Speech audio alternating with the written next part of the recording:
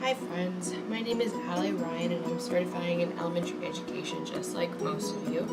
This is my second year at ACU, but I'm a junior this year. By the end of this presentation, I hope to convince you that the importance of math goes far past a grade on a report card or a score on a standardized test. My journey through the world of mathematics has been similar to sailing the open seas. Although elementary school is somewhat of a blur to me at this point, I could easily say that I sailed smoothly through it. The waters were placid and the wind was blowing, but the wind was always pushing me northward where I needed to go. As you will see here, my report cards always showed A's in math and standardized test scores always showed high proficiency. The most vivid memory I have of doing math in elementary school took place in 3rd grade. We were just learning multiplication, which came easily to me, but not as easily to some of my peers. So, being the future teacher that I still am, I made up multiplication tests for my friends and then graded them so that they would have a practice round in before the real tests. This is just a small snapshot of what my entire elementary school experience looked like. Middle school is something that I've somewhat tried to block from my memory, but from what I can remember, I was still steadily sailing northward, but every once in a while the wind would cause me to sway a little bit to the east or the west. I always got back around to going north again, but there were just a few concepts that threw me a little off course.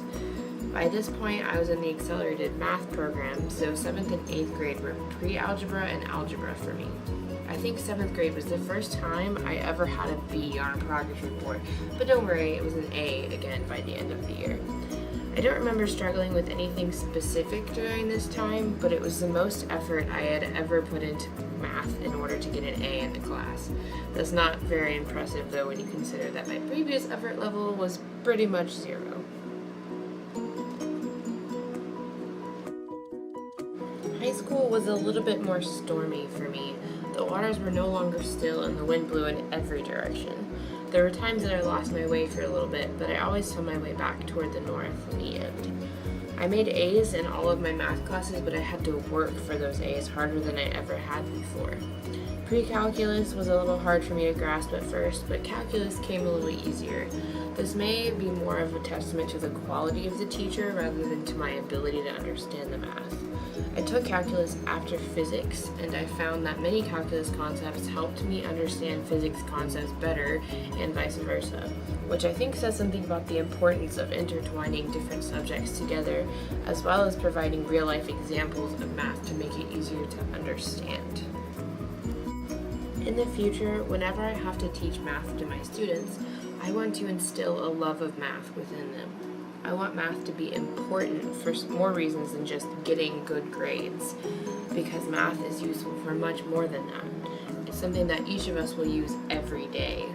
That's not to say that I use derivatives, projectiles, and integrals in my everyday life, but I do use other things that I wouldn't have learned without learning math, like problem-solving skills and logic or reasoning. It's important to me that I provide my students with a deep understanding of math at the elementary level because it's so important when you get to the upper level math classes. For example, it's pretty hard to do calculus if you don't first have a firm understanding of algebra and trigonometry. I want to help my students build up to the more complicated math concepts by making sure they have a profound understanding of the concepts behind basic math.